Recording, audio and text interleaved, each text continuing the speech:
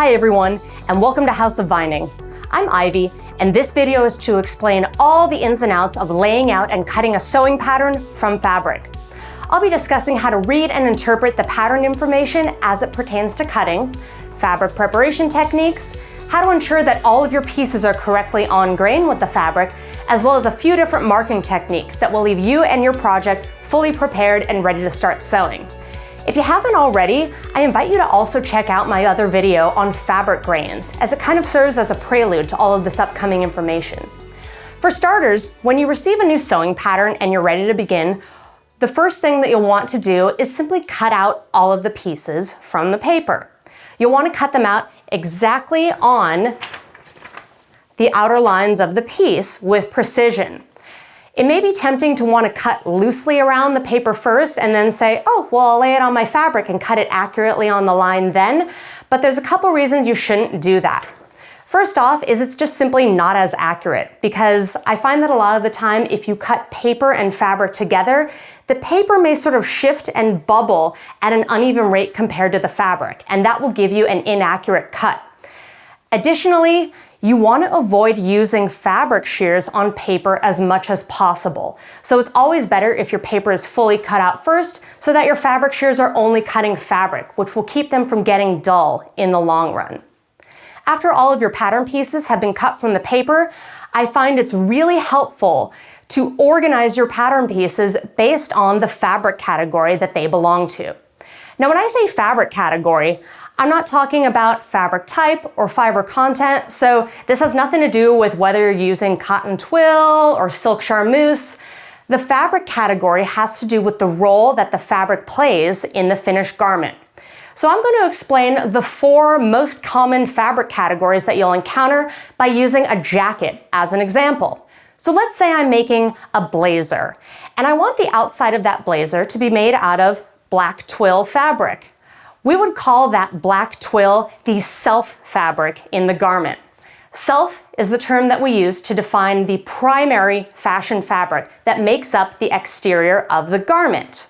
So let's say that I want to shake things up in my design a little bit and make the collar out of my blazer be white cotton twill. We would define the white cotton twill as the contrast fabric of the garment. Self and contrast are both used to make up the exterior of the garment, but self is the term that we'll reserve for the fabric that makes up at least 50%. So contrast is what we would call any fabric that's used less frequently in the garment than the self. Moving on to the next fabric category, we have lining. If your jacket or garment has a lining that goes to it, then there will be certain pattern pieces that are designated as needing to be cut out of lining fabric, which will always be of a different weight or quality than your self and contrast, for instance. The 4th fabric category is interfacing. Interfacing is more of a structural fabric that we never actually see in the finished garment because it's usually hiding between the layers of the fabric. Interfacing's sole purpose is to add extra stiffness and structure to certain parts of the garment where we want it, like collars, cuffs, button plackets. So many times in a pattern, it will have separate pattern pieces that are designated as needing to be cut from interfacing. So those are our 4 main fabric categories when we're cutting out a pattern: self, contrast, lining, and interfacing.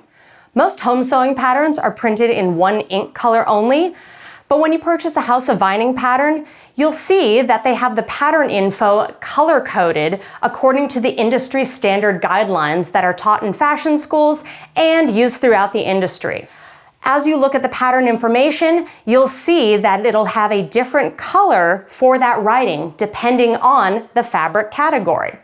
The industry standard color coding guidelines are as follows. Pattern information for self pattern pieces are written in black, contrast is written in blue, lining is written in green, and interfacing is written in red. Not all sewing patterns will even have all of these 4 different categories. Sometimes you'll have a pattern that only has self. There's only one fabric required for the garment. Or it's common to have patterns that will have self and maybe a few interfacing pieces. So if your pattern only has self pieces, then there's no sorting to be done. But if you have pattern pieces for more of the fabric categories, then it's definitely nice to take those cut pattern pieces and sort them into piles so that as you grab each fabric type, you know that you'll be cutting the correct pieces on that fabric type. And it just helps you keep things organized. One of the first crucial steps to fabric preparation is to pre-wash your fabric. And we do this for two specific reasons. The first is, whenever you purchase fabric, there's usually a little bit of dust from it being in the fabric store or being in storage, as well as even some chemical residues from the production process that you'll want to remove rather than having them against your body in a finished garment. So that's a good reason to pre-wash your fabric right there. The other thing we want to account for is the shrinkage that some fabrics display. Not all fabrics are prone to shrinkage. It really depends a lot on the fiber content of that particular fabric. For example, synthetic fibers like polyester or nylon don't really tend to shrink much when you wash them, but natural fibers like cotton in particular do tend to shrink a lot when they get washed, particularly when heat is applied. Heat is what causes the fabric to shrink, so you'll want to wash and dry your fabric with settings that involve heat. Even though heat is what will accomplish the most shrinkage, some fabrics that are dark in color or very saturated are best treated with cold water to keep them from bleeding and fading. And if that's the case, then it's best to pre-wash your fabric with cold water.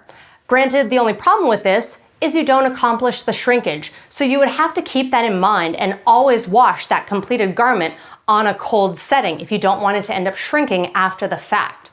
Now, I know this can be a little bit confusing because you're having to weigh the pros and cons between whether or not you want to accomplish the most shrinkage possible or whether or not you want to preserve some special qualities of your fabric. So in the end, the rule of thumb that I always say to apply to any pre-washing of the fabric is pre-wash your fabric as you intend to wash that garment when it's completed. There are some fabrics where you know right off the bat you will never be throwing that in a washing machine. Certain delicate silks and wools are not really good thrown into the washing machine. Those types of garments are usually best dry cleaned.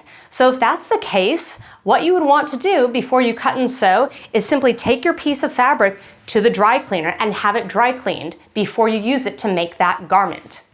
After you wash your fabric, a very important step that is not to be forgotten is you will want to press your fabric with the iron.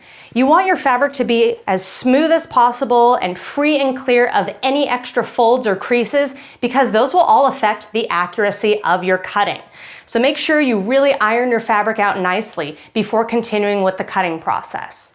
Once you're finished pressing your fabric, the next question you have to ask yourself is, to fold or not to fold? There's two different ways that you can cut your fabric.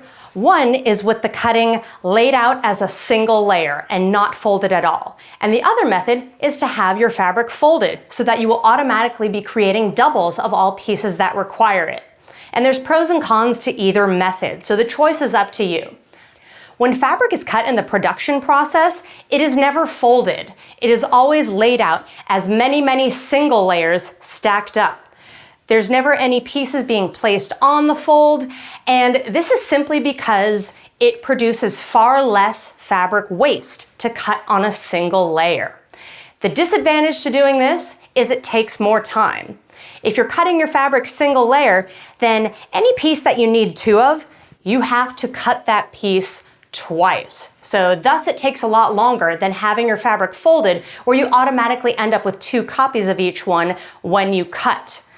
The reason you may want to do this sometimes, even if you are not, a production facility, is that you want to take advantage of the fact that single layer cutting produces less waste. This is a good method to use if you're working off of a very expensive fabric or a rare fabric where you want to make the best use of your fabric possible. That's when single layer cutting is recommended.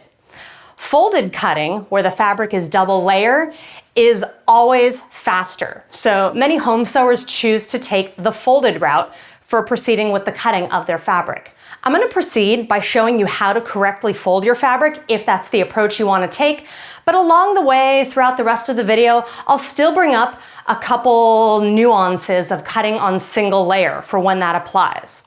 So if you plan on folding your fabric, there's a very specific direction in which it must be folded. You want to fold your fabric so that the fold you are creating runs in the lengthwise grain direction, which is also parallel to the selvages of your fabric. So to accomplish this, you want to fold your fabric lengthwise by bringing one selvage all the way over to meet the other selvage. So I'll demonstrate that right now. I'm going to take my fabric, and beginning with these two corners, I'll bring them together so that I'm bringing both of the selvages together as well down the length.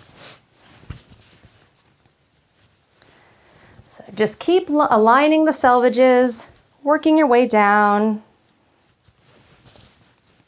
And once you've aligned the selvages, lay your folded fabric out on the table and take note of how smoothly the fabric is laying all throughout the length of it, as well as particularly along the fold. It should be quite smooth and flat all the way down the length. If you look at your fold right here and it looks kind of twisted, like it's almost sort of pulling up these diagonal soft lines, then that means you need to realign your fabric a little bit with how it's folded by taking just the upper layer and kind of shimmying it down a tiny bit against the lower layer. You'll want to do this and adjust your fabric until it does lay perfectly flat and smooth. When you do this, you want to still be sure that you have the selvages aligned, although you may see when you look at the cut ends of your fabric that the edges don't perfectly align anymore. If that's the case, no harm there. We're not ever concerned about these cut edges aligning. They may be off a little bit. We just want to be sure that the selvages are perfectly aligned and the fabric sits smooth all the way down. A question that I find comes up a lot in terms of folding your fabric for cutting is, does it matter which sides of the fabric are touching when I fold it? Whether you fold it right sides together or wrong sides together. First off, let's identify what those terms are. In fabric land, we use the term right side to mean the side of the fabric that is basically the outside, the part that you want to be on the outside of the finished project. And then we use the term wrong side to define the sort of inside or back side of the fabric, the part that you would ideally not want to be too visible. When we're folding the fabric, it doesn't actually matter which sides are touching unless you're making an asymmetrical garment, which I'll talk about more a little bit later. Some home sewing patterns will specify in the cutting directions to fold your fabric with the right sides touching. But this doesn't actually have any major effect on the garment if everything you're cutting is symmetrical and doubled. The only time this sometimes may have an effect is when you're going to mark your fabric later on. But I'll be showing you a few different marking techniques to where it doesn't matter which sides are touching. Once your fabric has been folded, you're ready to start laying out your pattern pieces. A lot of home sewing patterns will come with a handy little chart that will give you a suggested layout for the pattern pieces on your fabric. And while these charts do happen to really come in handy, especially if you're a beginner, I would always rather teach the theory behind why we're doing what we're doing. When we understand the theory behind a process, it allows you to make some potential changes, like if you want to go rogue and move some pattern pieces over to a different fabric than what's suggested. So I'm going to be going over some of the most important criteria that you have to keep in mind as you're laying out your pattern pieces on your fabric. Aside from simply making good use of the fabric and minimizing fabric waste as much as possible by placing the pieces very close together, there's two other main points that I'd like to discuss, and those are cut numbers and placing your pieces correctly on grain with the fabric. I've taken my folded piece of fabric and rotated it so that it's upright as I explain these next points. Starting with cut numbers, the cut number is written in the pattern information on each piece. Right here where it says cut to self, that's telling me that I need to cut 2 copies of this out of the fabric. And I also want those 2 copies to end up as a left and right. They need to be facing opposite directions or mirror image of one another so that we create a left and right throughout the garment. If I have a piece that's indicated as cut 2 and I place it on folded fabric and cut all the way around it, I'll automatically end up with the 2 copies that I need. So that's pretty straightforward. A cut 2 will be placed somewhere within the middle of the fabric and you'll be cutting all the way around it. Another common cut number you'll see is cut 1, which simply means we need to end up with 1 copy of this after cutting. Some pieces will be indicated as cut 1, and you're meant to cut them on a single layer and cut all the way around the piece. And this is usually the process if you are given the entire pattern piece. But some pieces that are labeled as a cut 1 are meant to be mirrored across a fold. They'll intentionally only give you half of the piece, but designate one particular edge that should be placed on a fold to serve as a mirroring line. So if you have a piece that's designated as a cut 1, you want to also check to see if it has a fold indicator. My piece has this labeling right here that says CF fold. CF just stands for center front because that's the name for this particular line in the garment, but the more important part of that information is the word fold. Some fold indicators for different brands and patterns may be labeled a little bit differently. Maybe it will say place on fold or simply on fold, but all of that information means the same thing. If it has the word fold written, then you put the edge that they're pointing to directly on the fold of the fabric. Then when you go to cut the piece, you'll cut around all the edges of it except for the fold. The fabric will stay intact on the fold and your piece will mirror over that fold line. So you end up creating a fully symmetrical piece that gets from the left to the right sides of the garment. While cut 2 and cut 1 are the most common cut numbers that you'll see in garment sewing, there's also all sorts of cut numbers you may encounter. Another sort of less common but still prevalent enough cut number is a cut 4. This pocket pattern piece is a cut 4 because it takes 2 copies to make 1 pocket. So if you want to have 2 pockets, a left and a right pocket, you will need 4 copies of this pattern piece. If I just place my cut 4 on my folded fabric, I'm only going to end up with 2 copies rather than the desired 4. Our first thought may be to fold our fabric over again so that it's 4 layers thick when we cut around the pattern piece. However, I usually recommend against this process because cutting through 4 layers of fabric at once simply isn't accurate enough. You'll see that the layers will shift a lot as you're cutting, and some of them will be a little disfigured and irregularly shaped. So your cutting will always be more accurate if you never cut more than 2 layers of fabric at a time. So for my cut 4, there's 2 different ways to handle it. One is to simply pin the piece, cut around it once, and then unpin it, move it to another section of fabric, and cut again. That will give the total of 4 copies that I need. Another method that I find is really nice if you're really trying to come up with a good configuration for your pattern pieces and you want to be sure that everything has a place, is to trace a second copy of any pattern piece that is a cut 4. If I trace a duplicate copy of my cut 4 pocket, then I have these sort of placeholders that can work with my layout. And when I go to cut them, I'll cut around each one, and that will also give me the 4 desired copies of the pocket. Aside from paying attention to the cut numbers on all of our pieces, we also need to be sure that we are placing all of our pieces correctly on grain with the fabric. As I take a look at this pattern piece here, you see this long double-ended arrow? This is called a grain line, and every pattern piece has a grain line printed on it. Its sole purpose is to tell us what direction this piece needs to sit on the fabric as you cut it. The goal is always for the grain line to be placed perfectly parallel with the lengthwise grain of the fabric, which is the same direction as parallel to the selvage, as well as the fold that we've created over here on the other side. As I look at my pattern piece right now, I could say, okay, well, if this is the whole lengthwise grain direction, my grain line is running in that direction. It's good. I'm ready to start cutting. But grain is not something that we can just eyeball. We need to make sure that this grain line is perfectly parallel to the lengthwise grain, which also means that it's perfectly parallel to all the yarns that make up the fabric in that lengthwise grain direction. And there is a process behind making this happen. Before I show you that process, I want to explain why it is so important to place the pieces perfectly on grain and not just approximately on grain. The example that I always like to use to display the importance of cutting everything on grain is pants.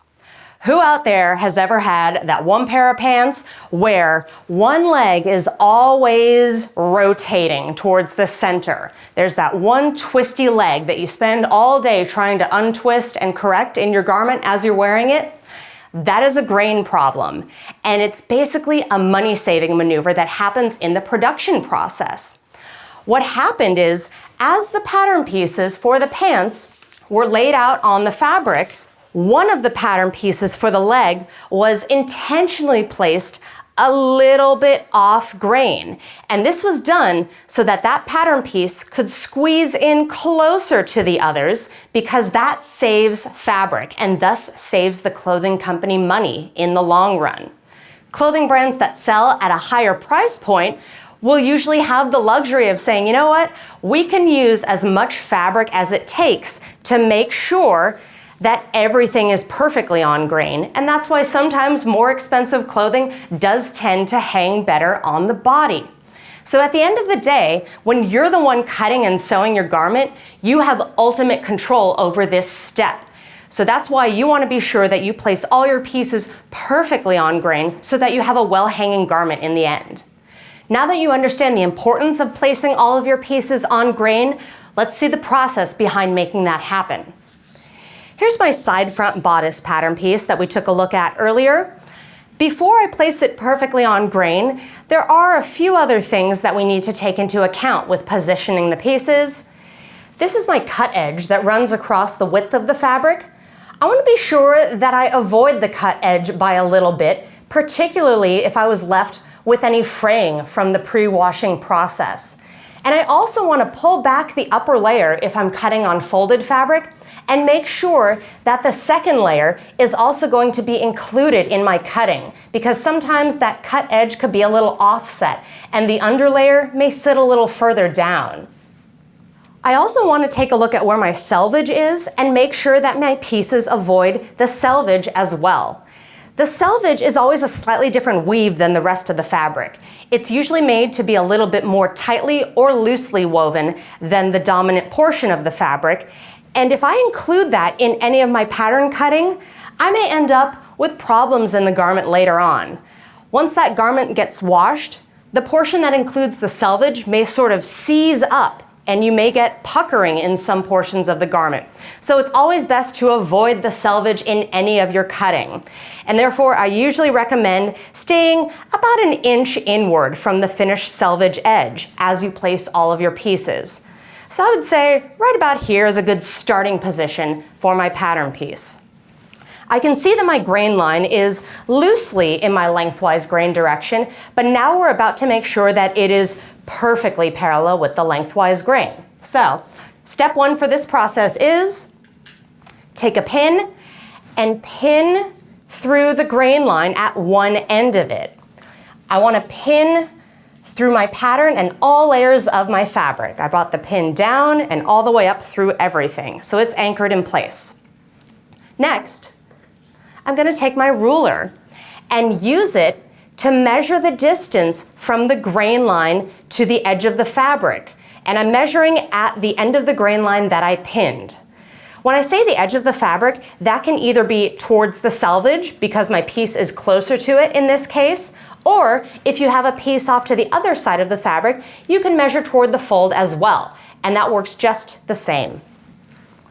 I'm taking a look at the measurement from the grain line to the edge of the selvage, which in this case, I'm choosing to define that as the portion where the selvage becomes the frayed edges. You can choose what portion of the selvage you choose to measure to. Just be sure that you're consistent throughout the process. So I can take a look at my ruler and see what that measurement is and either try to remember it or hold my fingertip in place to mark it. But what I find is the best technique of all is to mark that measurement using a Post-it note. I'm going to take my sticky note and stick it directly on the ruler so that I'm matching the edge of the Post-it with the edge of the selvage and thus recording this measurement. Because now I need to slide my ruler down to the other end of the grain line. And the goal here is to adjust your pattern piece until the measurement from the grain line to the edge of the fabric is the same at both ends. So I usually like to do this by first positioning my ruler in place so that my Post-it is aligned with the edge of the fabric and I keep the ruler there. Then I'll use that first pin almost like a pivot point as I take my piece and slide it over a little bit until the grain line is matched with the end of the ruler. Once it's in position like that, I'll just take another pin and pin it in place to lock it down. What I've ultimately done is just made sure that the measurement from the grain line to the edge of the fabric is the same all the way down the length of the grain line. When I've done this, I can now say that my piece is on grain and can proceed to pin the rest of the way around the edge of the piece. But before I explain that process, let's look at a cut one place on fold piece and see how we have to handle that in relation to grain. Here's my cut one place on fold that we discussed earlier. To place this piece, I'll also make sure that I'm avoiding the cut edge of the fabric by a little bit at the top, but then I simply want to take the edge that has the fold indicator and place it exactly on the fold of my fabric. You want to be sure that you place this as accurately on the fold as possible, because if I have it backed away from the fold by, let's say, 1/16 of an inch, I am actually doubling that measurement to 1/8 of an inch, and that 1/8 of an inch is getting added to the entire circumference of the garment. That'll ultimately end up in producing a garment with an altered fit. So you want to be as accurate as possible when you align your piece with the fold. While my piece is on the fold, I'm going to choose to pin it to that folded edge first. So I'll place my first pin right up at the top of the fold, smooth it down, pin again at the bottom. And if it's kind of a long piece, like my bodice, I'll also want to pin 1 or 2 more times along the length of the fold, in which case you may even have to adjust the pattern piece a little bit to make sure it is accurately on the fold. Our goal is to anchor it to the fold as much as we can before we pin around the other sides. So as I showed you how to place this piece on the fold, maybe you'll notice that I didn't use my ruler and do the trick that we learned in this other piece. And that's because most pattern pieces that need to be placed on the fold also have their grain lines placed parallel to that fold. So you can see as my piece is positioned here that my grain line is already equal distant from the edge of the fabric. I don't have to do the ruler measuring technique. So for any piece that is on the fold, you simply align it with the fold and it is also on grain. But any other piece that does not go on the fold, you need to go through this entire process that we observed over here with the ruler and the Post-it note to make sure your piece is on grain. That process has to be repeated for all pattern pieces in the pattern as you place them across your fabric, getting as close together as everything else as possible, but again, making sure that it is on grain. If you're planning on cutting your fabric with a rotary cutter, or if you're also a badass with the shears, you may find that you can go ahead and start cutting once your pieces are correctly on grain without applying pins to the outer perimeter of the piece. Some people prefer to cut this way by simply adding a few pattern weights to weigh down the pattern edge. But especially as beginners, I do find it's much more helpful to give you accurate cutting if you apply pins to the edge of the piece before you do your cutting. So let's see some techniques for that.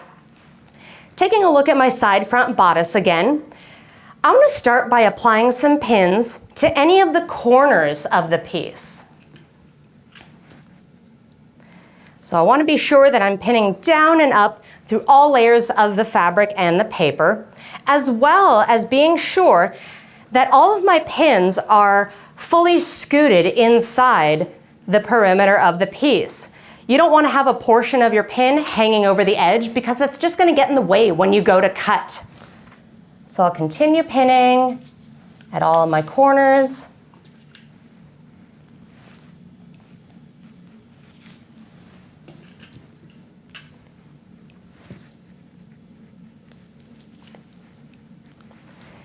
Next, I want to apply a few more pins to the long edges that connect the corners.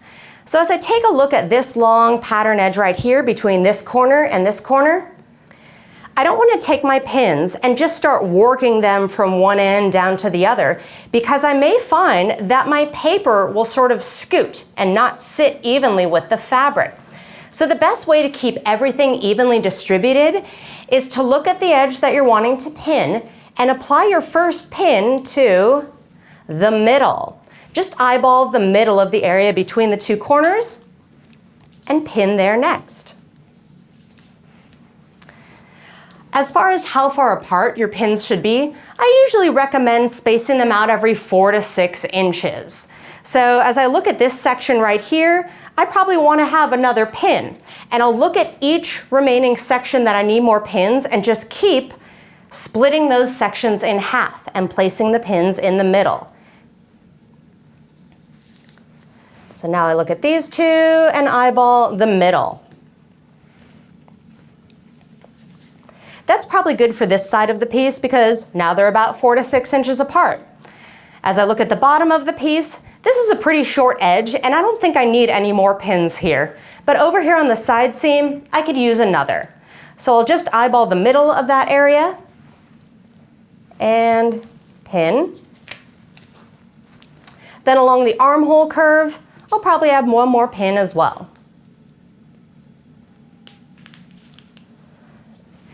As far as the direction of my pins as I place them through my pattern, you may have noticed that I'm pinning perpendicular to the edge of the pattern, as well as the fact that my pins on the corners are sort of pointed in diagonally.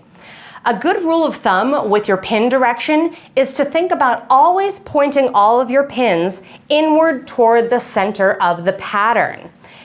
Along any of the edges, it's always best to pin like this, which is also perpendicular to the edge, because it allows the edge of the pattern where you're about to cut to sit nice and flat against the fabric. I always advise against pinning parallel with the edge of the pattern because you may even be able to see right here that that pin is forcing the paper to sort of jump up and create a little hump. It's not sitting very flat along the edge that I'm about to cut, and that could give me some inaccurate cutting in the end. That's why it's always best to pin perpendicular to the edges of the pattern. It leaves everything sitting nice and smooth, and you'll get a more accurate cut job in the end. At this point, you'll want to go ahead positioning all of the pieces in your pattern to be on grain, as well as applying any pins around the perimeter of the pattern piece, and then you'll be ready to cut. But before I go into cutting instructions, I want to point out a few sort of pattern exceptions, some interesting types of pattern pieces different than the others that we've already discussed. So far, all of the pattern pieces that I've been discussing have been for garments that are symmetrical in nature, where you're automatically creating a left and right copy as you do your cutting. But if you're creating an asymmetrical garment, a lot of those pattern pieces will have some exceptions in the cutting that you need to take note of. This is the left center front piece from my upcoming motorcycle jacket pattern. This jacket has an asymmetrical front, so therefore the pattern piece for the left side of the garment is different than that of the right side of the garment. As I look at the cutting instructions right here, we'll see cut oneself. We've already gone over all of those terms, but it's followed by the letters RSU. RSU stands for right side up.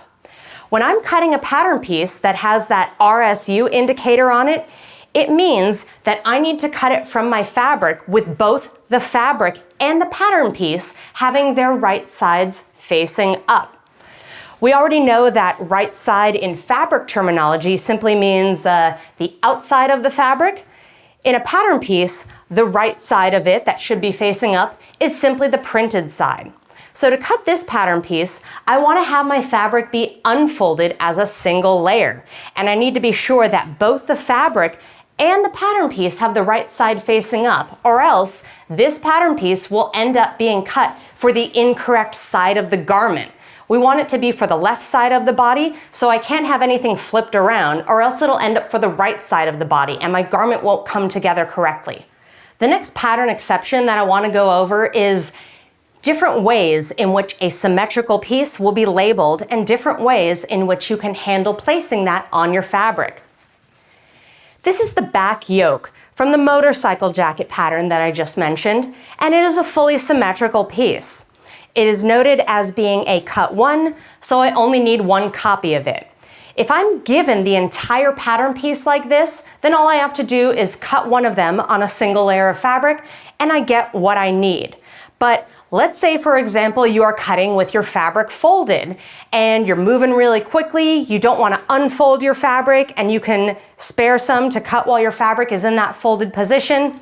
What you can do is take that piece that is symmetrical, and as long as it has the center line or line of symmetry printed, you can match that center line to the fold of your fabric and get the same results. I can move this over, match the center line up right with my fold, and cut around all the edges that are not on the fold. It will then open up and give me the entire piece that I need. So this was a way that I could cut this piece on the fold, even though it was not labeled to do so. I still end up with the correct results. Now, let's say we're looking at that same back yoke piece, but you weren't given the entire pattern piece. This is only half of the piece. It's a cut 1, but it does have a fold indicator on it. Obviously, you could go ahead and follow those instructions as is if you're cutting folded by placing that line on the fold, and again, you get the same results. But maybe you are cutting single layer and you want to be able to cut this single layer and not folded as well. If that's the case, you can take this piece and add some extra paper by taping it onto that fold line, cut around the piece and open it up, and then you have made yourself a complete pattern piece that can be opened up and cut on unfolded fabric. I usually recommend doing this technique if you're cutting, let's say, a very thick or heavyweight fabric. If I was cutting this yoke out of a very heavy twill, or let's say a leather, for example, sometimes very thick fabrics will have some extra measurement that gets added to them when the fabric is folded, because there's a lot of fabric rolling up and around that fold. And I may find that if I cut pieces on the fold on a heavy fabric, that I'll unfold them and they will end up looking a little bit bigger than I would like. The last pattern exception that I'd like to discuss is creating a different fold in your fabric rather than a fold that just goes right through the center. Sometimes you may want to cut a pattern piece, but you don't have the full width of the fabric to work off of. Or maybe let's say I want to place a piece on the fold here, but it's the only piece I'm cutting from this fabric, and I don't want to place it on the fold that's right in the middle of the fabric because I'll end up just cutting a giant hole in the center and wasting everything that's off to both sides. If that's the case, you can always choose to fold over a smaller portion of your fabric that is just big enough for your piece to fit on. For example, if I have this same back yoke piece and I do want to cut it on the fold, but I don't want to cut it right into the middle of the fabric, I can just take this one corner and fold over a small section of it. I can make the folded area be just big enough for my pattern piece to fit. But if I do this, I need to make sure that the fold that I'm creating is also on grain, meaning that the fold is parallel to the selvages. I don't want to pull my fabric over unevenly and create sort of a diagonal fold that will put the entire piece off grain. So if you're choosing to fold over just a small section of your fabric, then you have to be sure to take your ruler and measure the distance from the selvage of the fabric to the fold at a few different points, working your way up the fold. I want to be sure that I have the same measurement from the selvage to the fold all the way up for a good distance. Then I know that my fold is perfectly on grain, and if I place my pattern piece on that fold, it will also be cut on grain. And I'll only be chopping into this small corner of my fabric rather than going right into the middle of it. Once you've pinned all your pieces in place, then you're ready to start cutting. I do always recommend getting all of your pinning and piece placement done before you even cut a single snip, because you don't want to pin and cut as you go and then find out that you didn't have your pieces closely enough together and you don't have enough fabric in the end. So always get everything pinned to make sure it has a place on your fabric before you start to cut. To make cutting a little easier on me so I can sort of rotate the fabric as I go, I'm going to start by just chopping off all my excess fabric.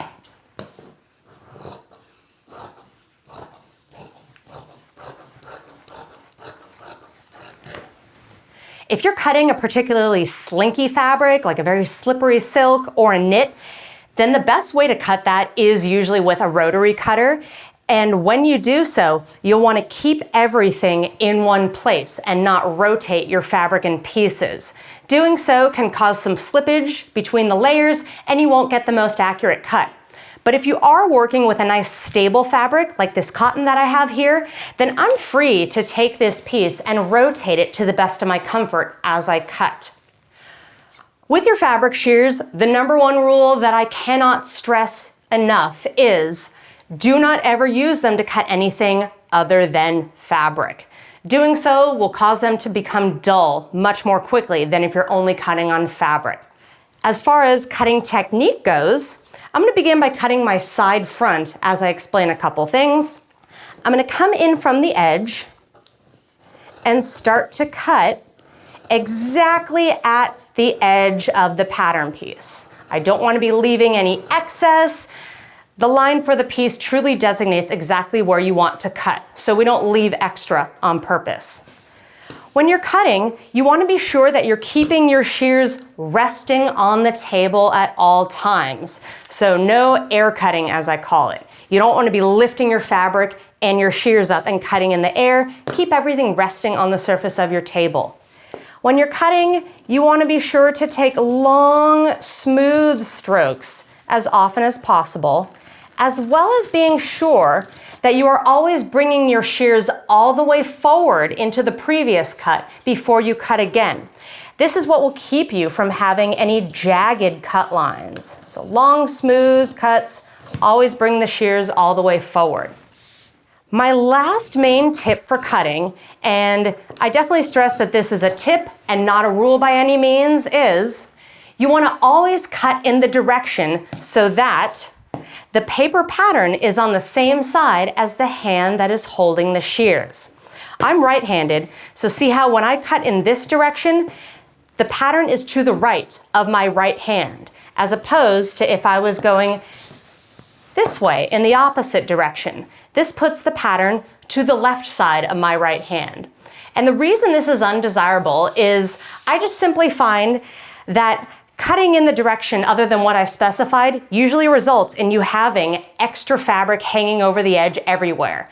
There's something about that dynamic where you just can't get close enough to the edge of the piece in most cases. So with that said, righties will move clockwise around their pieces and lefties will move counterclockwise. But at the end of the day, that's just a tip. It's not a rule, and I don't care if you cut standing on your head, so long as your cutting is accurate. So truly just do whatever works best for you.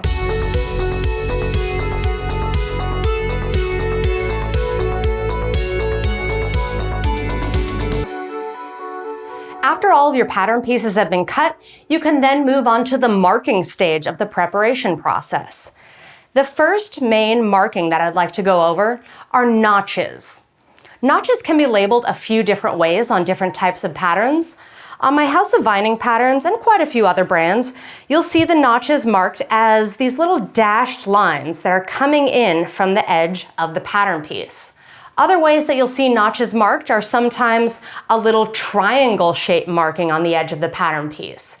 Those triangles are usually indicating that you're meant to cut that triangular portion away. But I'm going to give you the suggestion that regardless of how your notches are marked, whether they're just a dash or a full-on triangle, the best way to cut all notches is by simply doing a small snip on the edge of the pattern piece. I'm going to take a look at these first notches right here. Just take your pattern shears and make a small little snip, just a tiny little clip in the edge of the piece. And again, even if you have a triangular shaped notch, come right into the center of that triangle and make the same type of snip. When you cut your notches, be sure that you also don't cut them any deeper than they are actually marked. Some patterns have notches that are even a little shorter than others. I have these full-length ones along this 1/2 inch seam allowance, but on the armhole, I have this other notch because my seam allowance is only 1/4 inch. The notch that's marked here is actually a little bit shorter in overall depth.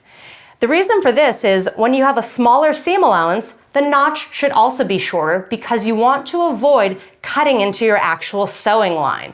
This will leave holes in your seams in the end. So with that said, just be sure that you only clip the notches as deeply as they are marked and not any further.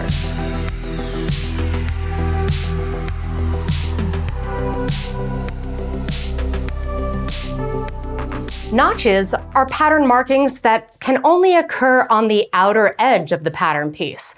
But there are a lot of other sewing techniques that require that you make markings inside the perimeter of the pattern piece. I have laid out 2 examples right here, one pattern piece that contains darts and another that contains a welt pocket marking. As I look at both of these sewing techniques, I can see that they are both marked with a stitch line as well as a drill hole. It's more common in home sewing patterns to simply see the stitch line only marked for darts as well as the welt pocket, but it's much more common in production patterns to mark these things using the drill holes only. My House of Vining patterns have both styles of markings, and that way you can pick and choose what feels more comfortable for you based on your background experience. With that said, when you encounter these items on your pattern pieces, you only need to mark either the stitch lines or the drill holes, but you don't need to mark both. I'm about to go over a few different marking techniques, and I kind of like to categorize them into the home sewing technique, the production industry standard technique, and finally a couture technique. I'll be going over these 3 techniques, all using the darts as an example. But these same techniques could be applied to things like the welt pocket that I pointed out here, as well as numerous other pattern markings that occur inside the perimeter of the pattern piece. I'm going to begin with showing you the home sewing technique for marking darts on a pattern. This is a front bodice, and you can see that I have a waist dart and a shoulder dart. And this home sewing technique involves marking the stitch lines of the darts, not the drill holes. Earlier, when we were going over whether or not to fold our fabric, and we discussed if it matters whether you have the right sides touching when you fold it or the wrong sides touching when you fold it, I indicated that it truly doesn't matter. The only time it does matter is if you're using this marking technique. But I'll be showing you how to do the same marking technique regardless of which sides of the fabric are touching. This first front bodice example was cut with the wrong sides of the fabric together. So let's see how to mark that one first. And then I'll be following up with how to do the same marking when the right sides of the fabric are together. Different techniques will require you to mark on either the wrong side of the fabric or the right side of the fabric. And it can take a little bit of time in doing these actual sewing techniques before you truly learn what's more appropriate for each one. Some things need to be marked on the wrong side, some things need to be marked on the right side. Darts are usually best marked on the wrong side of the fabric because that's the side of the fabric that is visible to you when you're sewing them. So in all of my examples for the home sewing technique, I want my marking to end up on the wrong side of the fabric. But this first example is marking the wrong side while the wrong sides are touching. I've gone ahead and removed some of the pins that were pinning the pattern piece onto the fabric, but I've gone ahead and left a few pins over here on the fold line so that things stay mostly lined up. For marking this home sewing technique, I'm going to be using transfer paper. This is a special kind of craft paper, and as I open it up, each sheet is coated with sort of a chalky-like material. There's some types of transfer paper that have this chalky material on both sides of the paper. My paper only has it on one side. This is the side without the chalk. This is the side that does have the chalk. As I position my transfer paper to make my marking, I want the side that has the chalk to be touching the side of the fabric that I want my mark to be on. And because I have a folded pattern piece here, I want the darts to be marked symmetrically. I need to make sure that this waist dart ends up on both the left and right sides of the pattern. So here's how we make that happen. For marking with the wrong sides of the fabric together, I'm gonna fold my transfer paper like this so that now I have chalky material on both sides. If you have the transfer paper where there's already chalk material on both sides, then you don't have to fold it. Now, I can take my paper and insert it between the layers of fabric. See how when I place it right here, I now have chalk that's touching this layer of fabric and chalk that will be marking upward onto the other layer of fabric. I want to be sure that I position it nicely so that I have full coverage for what I'm marking, which are these two dashed lines that make up the waist dart. Next, I'll need a tracing wheel to help me transfer this mark. This right here is what we call a blunt-toothed tracing wheel. And you can see that it has teeth that are kind of rounded, almost like a flower petal. There are a lot of different styles of tracing wheels out there, and they're used for very different things. So if you have a tracing wheel that has the sharp, pokey spikes on it or a sharp zigzag tooth running around, those won't really accomplish what we're trying to do here. We need the blunt tooth tracing wheel with the rounded teeth. An additional tip for working with the tracing wheel so that you get a nice marking is to be sure that you're doing this on a surface that has a little bit of give to it. I find that if you try to do this on a really hard tabletop, you won't get enough of an impression and your marks will be very light and hard to see. So I'm doing all of this on a self-healing cutting mat. If you need to, you can even take a few extra sheets of paper or another layer of fabric and put it underneath everything, and that'll give you a little bit of give in your surface. So now I'm going to take my tracing wheel, and with a little bit of pressure, I want to roll over the dashed lines that make up my dart legs. If it's a straight marking, like these dart legs, it's also helpful to use a ruler so that your mark ends up nice and straight and doesn't end up wiggling or straying. I'll align my ruler with the dart leg, and with a little bit of pressure, I can do kind of an up and back motion, working my way up until I'm at the tip of the dart. Now I'll slide my ruler over to the other dart leg and do the same thing. And finally, an additional tip that I like to do when I'm using the tracing paper to mark my darts is to come to the tip of the dart and just do a little cross mark. Sometimes you may roll a little bit further than the dart leg is marked, and we want to have this tip of the dart be ultra precise. So I like to come to it and make a little horizontal mark just to really cap it off and say, this is where the dart ends. Now, I'm going to open up my fabric sandwich here and take a look to make sure my markings are clear. Now, on camera, this may be a little bit difficult to see. I used blue transfer paper as I thought that that would give me the most clear marking on the wrong side of my fabric, and I could see it, but it's still a little fuzzy and faint. So I'm still going to go in with some regular tailor's chalk just to really clarify my markings, but I do have enough of an idea of where it is. I'll use my ruler again, match it up to my faint marking from the transfer paper, and go ahead and draw the dart legs in nice and clear. So I now have them marked in pink chalk, and I can do the same remarking technique on the other side. And there you go. I've gone ahead and marked symmetrical darts on my fabric on a piece that was cut with the wrong sides of the fabric together.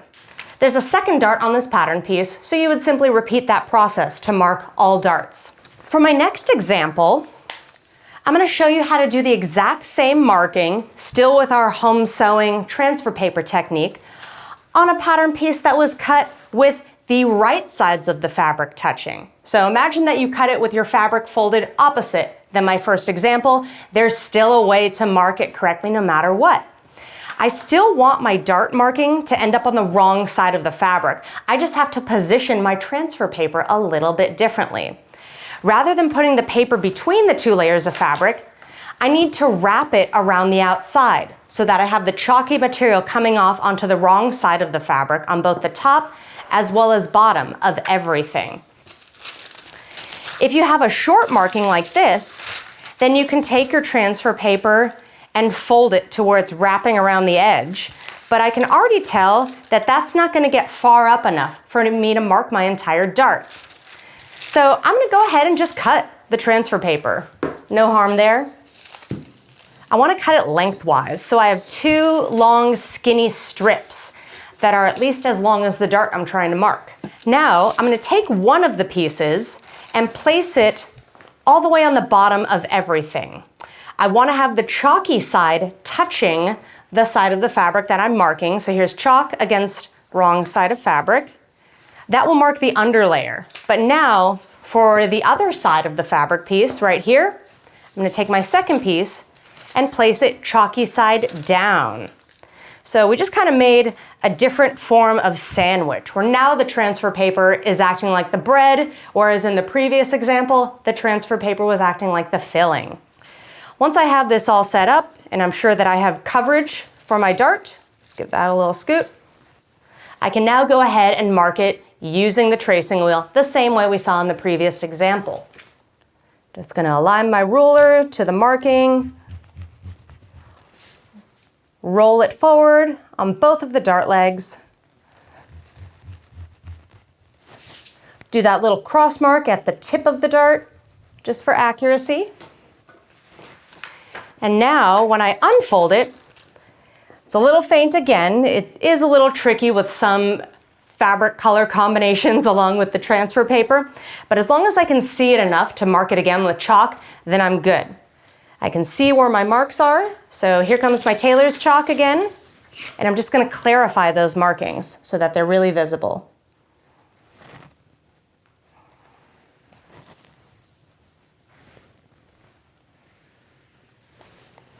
I now have the stitch line fully marked for my dart, and it's ready to sew. For my next marking technique, I'm going to be marking the same darts on the same pattern piece. We're just going to do it a little bit differently. This is what I like to call the production or industry standard technique, because when a garment is being mass produced, there are never any pencil or chalk markings anywhere on the pattern piece. All markings are done through either notches or drill holes. The name of these little circular markings right here are drill holes, and they get that name because cutters will use basically a very skinny drill to come down and drill a small little hole exactly at these markings. If you're just cutting a singular pattern and you're in fashion school, for example, so you're using these industry standard drill holes as your marking technique, you'll simply make the same small hole in the fabric using an awl. This is an awl. It has a long spike with a very, very pointy tip. And we're going to take this and push it through the drill hole marking to make a small hole in the fabric. When I say hole, none of the yarns are actually being cut. They're simply being temporarily separated. They're getting pushed apart. And the marking that you'll be working off of is that small little, almost barely visible hole. To mark our drill holes using the awl, I'm just going to take the super sharp tip, put it exactly in the center of the drill hole, and then I want to reach all the way underneath all my layers of fabric. I'm pushing the awl against the tabletop, and I'm going to grab from underneath and push my fabric a little ways upward onto the awl. If I flip it over, you can see here's the tip of my awl kind of coming out the back. You don't need to push all the way up to the thickest part of the awl, just about a 1/4 inch or so deep. When I pull my pattern back, I should be able to see a small little hole left behind. While this hole doesn't tell us exactly where the stitch lines of the dart are, you can still go ahead and mark them for yourself once you've transferred this hole. Typically, a production sewer does not need to draw the stitch lines at all for a dart. They know how to fold it and sew exactly to the correct point just by eyeballing it. But if you're sewing this at home and you want to use the drill hole technique, then you probably will want to mark your dart legs. I'll have a whole separate video coming up that will be all about the ins and outs of marking and sewing darts. So this is going to be a very quickie lesson. But basically, the drill hole marking is always placed 1/2 inch before the actual tip of the dart. So once I see my drill hole marking, I don't want to draw dart legs that begin exactly at the hole and go down to meet my notches. Instead, I want to place my ruler so that I am 1/2 inch beyond the drill hole marking, as well as being aligned with the center of my dart, which is this point down here. There's my drill hole. 1/2 inch further out is where the actual tip of my dart will be. And from this point, I can angle outward and draw my dart legs. So now I have an accurate stitch line to sew my dart, and it all began by just using the awl to poke that little hole that's 1/2 inch inside the dart stitch line. My final marking example, again with the same darts, is my absolute favorite. I kind of call this the more couture technique. This is a marking technique called a tailor tack. To mark a tailor tack, you're going to need a hand sewing needle and some thread. And when I say some thread, it's actually best to pick a thread color that is totally different than your fabric color. You want this to be super visible and high contrast. So this is actually a good time to use all those wild thread colors or old threads that you don't really have much use for otherwise. I have this bright fuchsia thread, and I'm using this because I'll be able to see it really well against my monotone gray fabric. I'll take my thread and thread my sewing needle. And I'm going to double the thread. See, I bring it down so that I'm 2 threads thick. And for just doing a single example, I only need it to be about 6 to 8 inches long. But if you're marking many drill holes, then you may want to cut your thread a little bit longer, or you'll just find that you'll have to rethread your needle a few times to get through all your markings. I'll cut my thread. So here's my double threaded needle, and I'm not going to tie a knot at the back end. No knots are necessary for this technique. I'll be applying the tailor tack to the same drill hole marking that we marked with an awl in the previous example.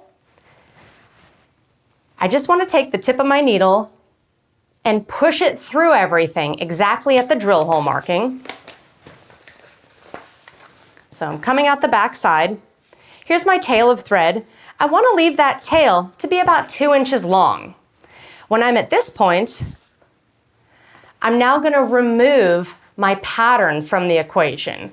I want to pull my paper out of the way, so I like to put the tip of my finger on the thread so that it doesn't get pulled out as well. So now you just see my thread coming out of the fabric. Next, I'll separate the 2 layers of fabric, and when I do so, I'm going to pinch the thread again so that I'm pulling up a little bit of slack in between. Come to that section of slack and cut right in the middle. Then flip everything over to the back side where your needle has come out and cut it again, leaving 1 to 2 inches of thread in all of these areas that you cut. So now I'm going to remove the pins from the pattern so you can see what we ended up here. I now have a little piece of thread, and I've marked identically both darts that I need. And I consider this technique to be the most elegant of all because you're not left with messy chalk lines on everything. You can sew your dart by marking it as I showed in the previous example, and then when you're finished with your garment, just pull them out and it's as if they were never there. Beautiful. And there you have it. Once all of your pieces have been cut and marked, you're ready to sew. If you're looking for something to do with all of this new knowledge, be sure to subscribe so you'll be the first to catch my upcoming sewing project videos and patterns. Keep making amazing things. I'll see you next time.